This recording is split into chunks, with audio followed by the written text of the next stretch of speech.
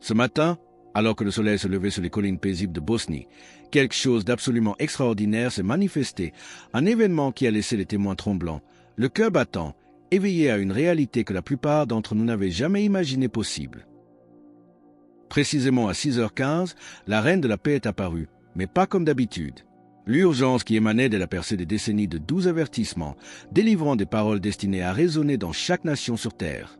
Mirjana, la voyante, a émergé de sa prière avec un visage transfiguré par cette rencontre divine, portant un message qui fracasse notre compréhension des temps que nous vivons. Ses mains tremblaient visiblement alors qu'elle parlait, non par peur, mais sous le poids écrasant de la vérité qui venait de lui être confiée pour l'humanité. Les personnes présentes décrivent une atmosphère radicalement différente de tout ce qui a été vécu auparavant en ce lieu sacré. L'air lui-même semblait vibrer d'une présence surnaturelle tangible. Les oiseaux se sont tus, le vent a cessé son murmure, comme si la création retenait son souffle alors que le ciel descendait pour délivrer des mots qui ne peuvent être ignorés, qui ne peuvent être rejetés et qui ne seront jamais oubliés. La révélation d'aujourd'hui marque un point de bascule définitif dans le déroulement de la prophétie divine. Pendant plus de 40 ans, les fidèles ont attendu, prié et se sont demandé quand les secrets commenceraient leur manifestation. Comme petit merci de nous rejoindre aujourd'hui pour ce moment historique, nous offrons un moment de bénédiction partagée. Commentez avec le mot foi si vous êtes ouvert à recevoir une pensée finale spéciale dédiée à tous ceux qui participent. Et s'il vous plaît, appuyez sur j'aime si vous ressentez l'importance de ce message. Cette attente est arrivée à une fin abrupte. La Vierge Marie a parlé avec une clarté cristalline d'événements qui vont remodeler notre monde dès les jours qui suivent immédiatement. Ce qui rend ce matin de décembre unique par rapport à toute autre apparition, c'est le ton, l'urgence, l'absolue finalité dans la voix de Marie. Les témoins rapportent qu'elle n'a pas parlé comme une mère douce offrant du réconfort, mais comme une reine émettant des décrets royaux qui seront exécutés sans délai.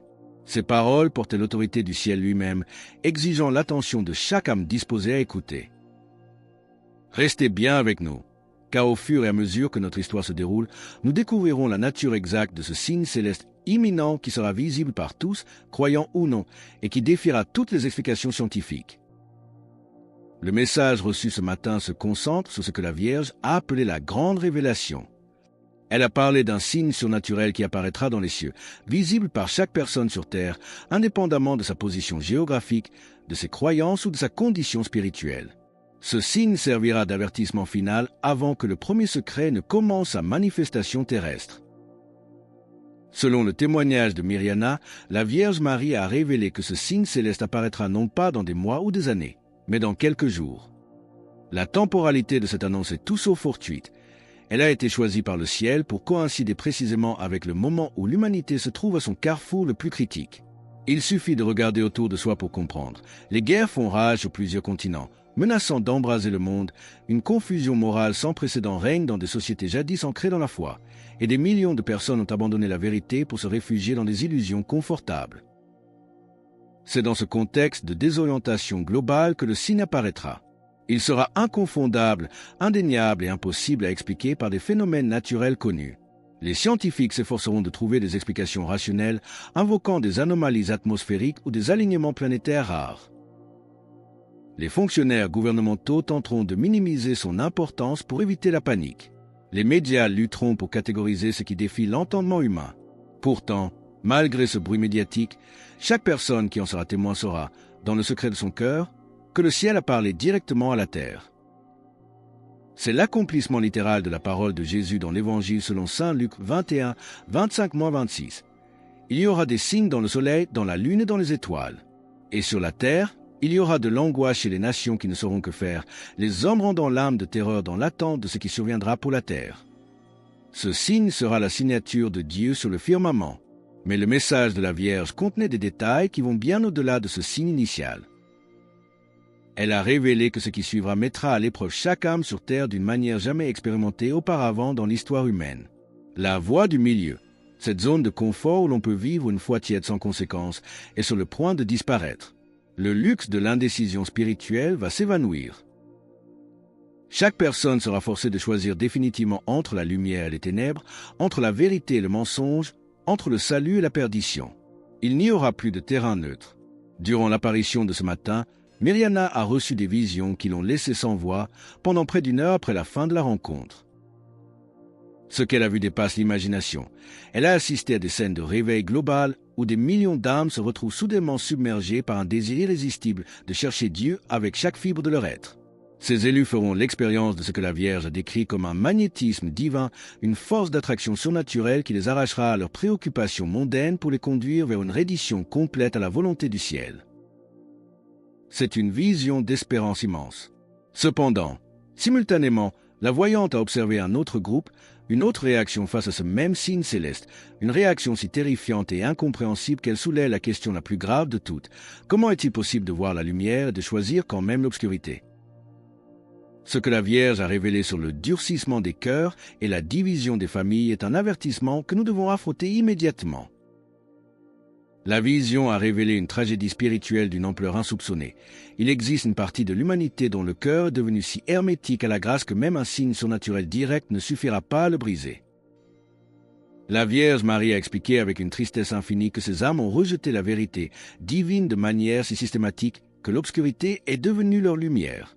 Face au miracle, elles ne chercheront pas Dieu, elles chercheront des explications. Elles tenteront de rationaliser le surnaturel, de réduire le divin à des anomalies scientifiques ou à des phénomènes météorologiques rares, poursuivant ainsi leur marche aveugle vers une séparation éternelle d'avec leur Créateur. C'est le mystère de l'iniquité dans toute sa puissance, la liberté humaine utilisée pour refuser l'amour absolu. La temporalité de cette révélation ne doit rien au hasard. Elle survient à un moment précis de l'histoire où les valeurs traditionnelles subissent un assaut systématique, où la cellule familiale est déchirée par des guerres idéologiques et où des nations entières ont délibérément coupé les amarres morales qui les guidaient jadis. C'est dans ce chaos éthique que la Reine du Ciel a choisi d'intervenir avec une puissance qui ne laisse plus aucune place au doute ou au déni. Selon le récit de la voyante, Marie a insisté avec une gravité particulière sur la préparation spirituelle requise pour ce qui s'approche. Elle a été sans équivoque. L'engagement tiède, cette foi de routine qui ne coûte rien, ne survivra pas à l'épreuve qui suivra l'apparition du signe. C'est ici que l'avertissement sévère de l'Apocalypse 3h16 prend une réalité tangible et effrayante. Ainsi, parce que tu es tiède et que tu n'es ni froid ni bouillant, je te vomirai de ma bouche. La foi occasionnelle s'effondrera sous la pression de la réalité surnaturelle. Seuls ceux qui auront véritablement converti leur cœur, qui prient depuis les profondeurs de leur âme et qui sont prêts à tout sacrifier pour l'union divine, posséderont la force spirituelle nécessaire pour endurer ce qui va se manifester. Il ne s'agit plus d'appartenir sociologiquement à une religion, mais d'être habité par le feu de l'esprit. Le message contenait également des avertissements géopolitiques d'une précision troublante. La Vierge a révélé que la détérioration rapide de la stabilité mondiale n'est pas une série d'accidents malheureux. Les conflits qui font rage actuellement sur plusieurs continents ne sont pas des événements aléatoires, mais des manœuvres orchestrées. Ils sont conçus pour épuiser l'humanité et la préparer à une confrontation finale entre les forces du bien et du mal. Elle a parlé de pouvoirs cachés qui travaillent systématiquement à détruire tout ce qui relie l'homme à son Créateur, avertissant que leurs efforts approchent d'un point culminant qui déclenchera, par réaction, l'intervention divine directe. Cependant, au milieu de ces menaces, une note d'espoir puissant a résonné pour les fidèles. Ce qui a frappé les témoins le plus profondément, c'est la révélation de la Vierge sur le rôle architectural de la prière dans les jours à venir. Elle a expliqué que ceux qui ont maintenu leur connexion avec le ciel ne seront pas de simples spectateurs impuissants. Au contraire, ils ont une fonction vitale, presque militaire, dans ce dispositif divin. Et ce que la Vierge a révélé sur le pouvoir de leur intercession pour protéger des communautés entières est une information qui change radicalement notre compréhension de la responsabilité spirituelle. La Reine de la Paix a révélé une vérité qui redonne tout son sens à la vie de prière cachée et souvent méconnue des fidèles. Elle a expliqué que ceux qui ont maintenu leur connexion avec le ciel, à travers la prière constante et le sacrifice silencieux, ne sont pas des croyants isolés. Ils servent des ancres spirituelles pour l'humanité au milieu de la tempête. Leur intercession ne fournit pas seulement une protection pour eux-mêmes, mais elle tisse un bouclier invisible au-dessus de communautés entières qui, sans cette couverture spirituelle, seraient submergées par la guerre invisible qui s'intensifie. Vous qui priez dans le secret de votre chambre, comprenez bien ceci. Vous êtes les gardiens de vos frères, les paratonnerres de la grâce divine dans un monde orageux. La Vierge a également abordé la confusion mondiale qui règne aujourd'hui, cette incapacité croissante à distinguer la vérité du mensonge qui caractérise notre époque saturée d'informations. Elle a révélé que le signe céleste à venir agira comme une épée divine. Cette image est puissante. Le signe tranchera net à travers l'épais brouillard de la tromperie, forçant chaque âme à se confronter à la réalité sans le confort habituel de l'illusion ou du déni. Ceux qui ont choisi de vivre dans l'obscurité spirituelle verront leurs conditions exposées par cette lumière céleste qui pénètre chaque ombre. Comme le dit l'Épître aux Hébreux, 4h12, la parole de Dieu est vivante et efficace, plus tranchante qu'une épée quelconque à deux tranchants, elle juge les sentiments et les pensées du cœur. Le signe sera cette parole rendue visible.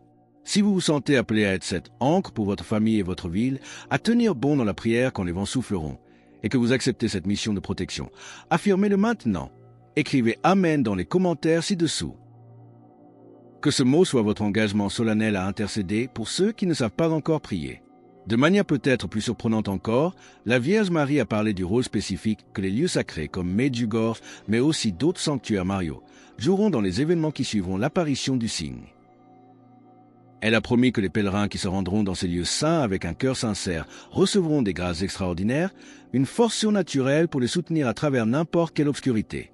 Ces sanctuaires deviendront des phares d'espérance, des refuges où le ciel touchera la terre pour ravitailler les âmes.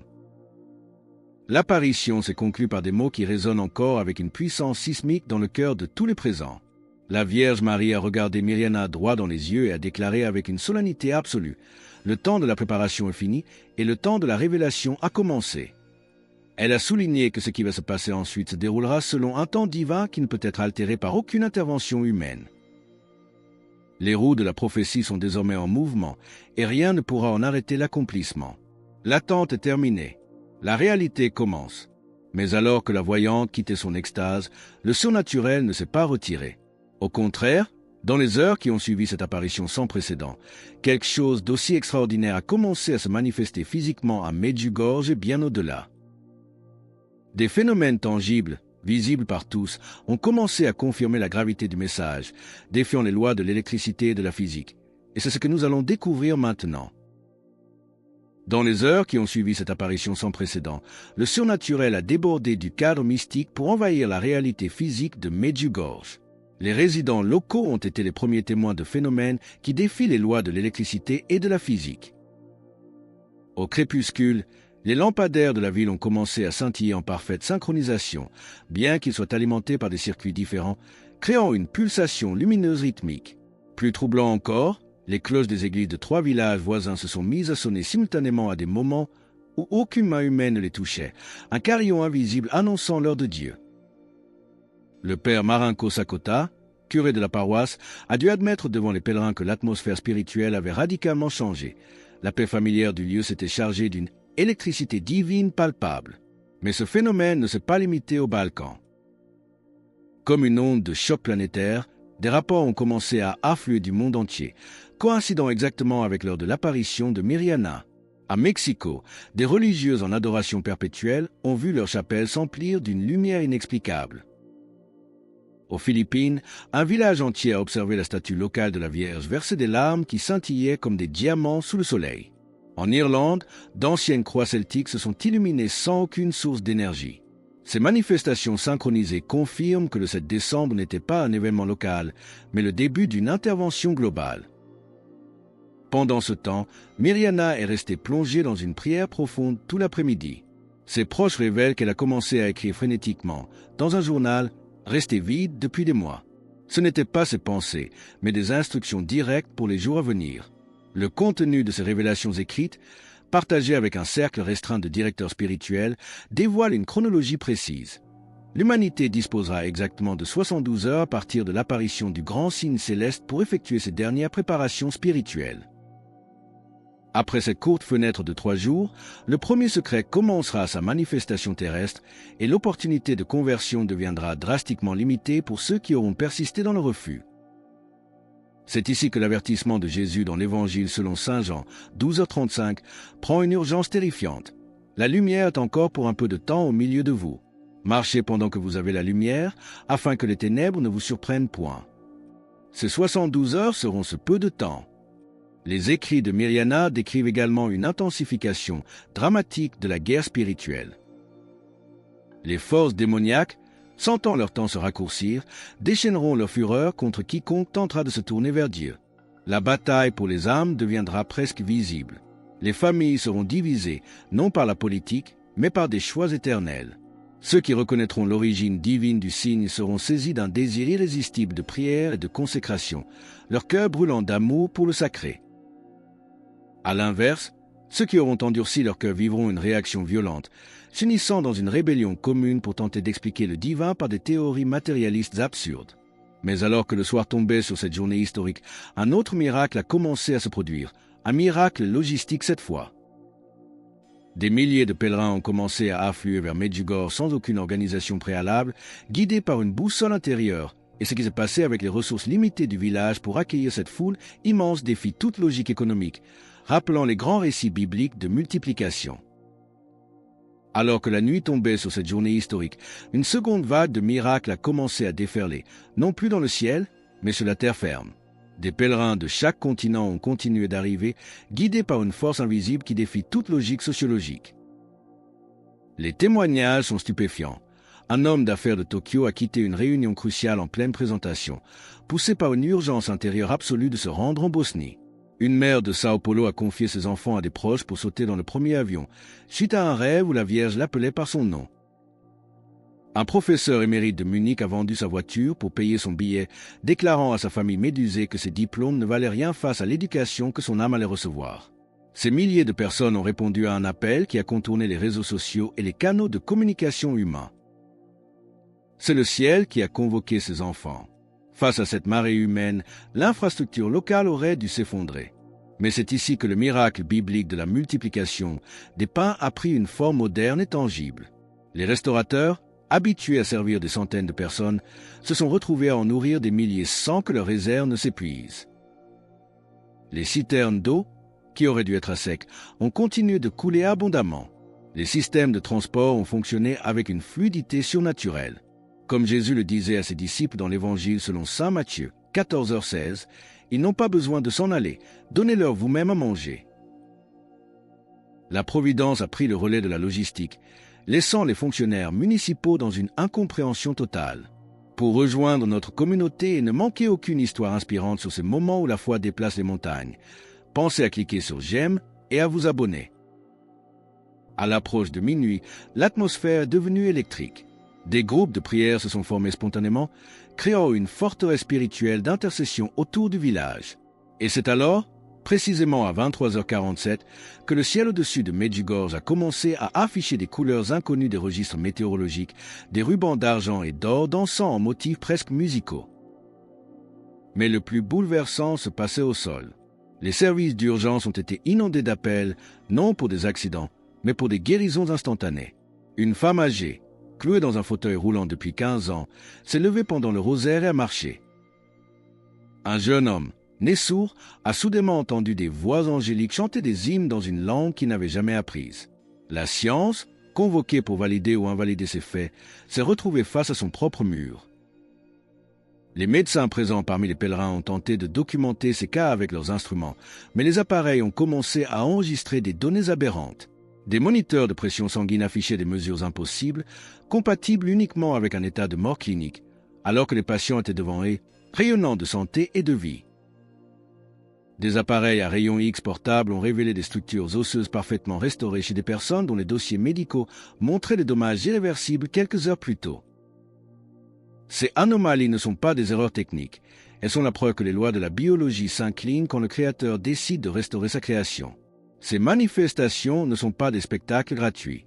Chaque guérison, chaque lumière dans le ciel, chaque multiplication de nourriture sert de confirmation ultime. Le ciel prépare activement la terre pour la révélation. La toile de grâce qui relie les fidèles vibre désormais à une fréquence maximale. Mais alors que les premiers rayons de l'aube du 8 décembre commencent à percer l'horizon, le monde se réveille dans une réalité qui a changé pour toujours. La Vierge Marie a parlé avec une finalité absolue. Le temps du doute est révolu. Nous sommes maintenant face à l'ultime étape, celle de la décision irrévocable, et c'est ce que nous allons explorer pour conclure notre voyage. Alors que les premiers rayons de l'aube du 8 décembre percent l'horizon, illuminant les collines de Bosnie, le monde se réveille dans une réalité qui a été irrévocablement transformée. Ce qui se passait durant cette nuit de miracle, des lampadaires qui pulsent aux guérisons impossibles, n'était pas un rêve collectif, mais le prélude tangible d'une nouvelle ère. La Vierge Marie a parlé avec une finalité absolue. Le temps de l'ambiguïté est révolu. Le signe céleste dont elle a annoncé l'arrivée imminente n'est plus une vague promesse pour un futur lointain. Il est à nos portes une question de jour. L'humanité tout entière se tient désormais sur le seuil de son plus grand réveil spirituel, un moment où le voile entre le visible et l'invisible sera déchiré pour de bon. Ceux qui ont été les témoins privilégiés de ces événements extraordinaires portent désormais une responsabilité immense. Ils sont les sentinelles de l'aurore. Ils redescendent de la montagne avec le cœur brûlant, chargés d'un appel urgent à la préparation. Car la miséricorde du ciel, aussi vaste soit-elle, a une échéance. Comme nous le rappelle l'auteur de l'Épître aux Hébreux 3, 7-8, citant le Saint-Esprit. Aujourd'hui, si vous entendez sa voix, n'endurcissez pas vos cœurs. Ce « aujourd'hui » est littéral. La fenêtre de 72 heures révélée par Myriana après l'apparition du signe sera le creuset final de la décision humaine.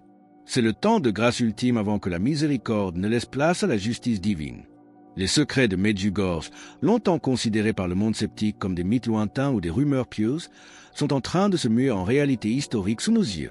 Ils ne sont plus cachés, ils sont en train de se dérouler. Le premier secret est prêt à briser le silence de la terre. La question n'est plus de savoir si cela arrivera, mais où vous serez spirituellement lorsque cela arrivera. Serez-vous parmi ceux qui, le cœur purifié par la confession et le jeûne, accueilleront le signe comme la validation de leur espérance? Ou serez-vous parmi ceux qui, par orgueil, se détourneront de la lumière pour s'enfoncer dans une nuit éternelle? La Reine de la Paix nous a donné toutes les armes nécessaires, le rosaire, la prière, le jeûne et les sacrements. Il n'y a pas de formule magique, seulement l'humble retour vers Dieu. Le choix est binaire, radical, et il est le vôtre. Personne ne peut le faire à votre place. La neutralité n'est plus une option. Face à l'aube de ce 8 décembre, chaque âme doit choisir son camp. Alors que nous concluons ce récit sur les événements qui sont en train de remodeler notre monde, le moment est venu de poser l'acte de foi définitif. Ne laissez pas cette vidéo être juste une information de plus que vous consommez et oubliez. Faites-en le point de départ de votre propre réveil.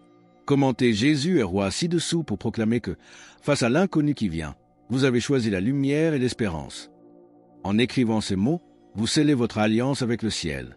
Et parce que le temps presse et que la préparation doit être concrète, votre voyage ne s'arrête pas là. Cliquez sur la vidéo qui apparaît maintenant sur votre écran pour découvrir les prières de protection essentielles révélées pour traverser les 72 heures décisives qui s'annoncent.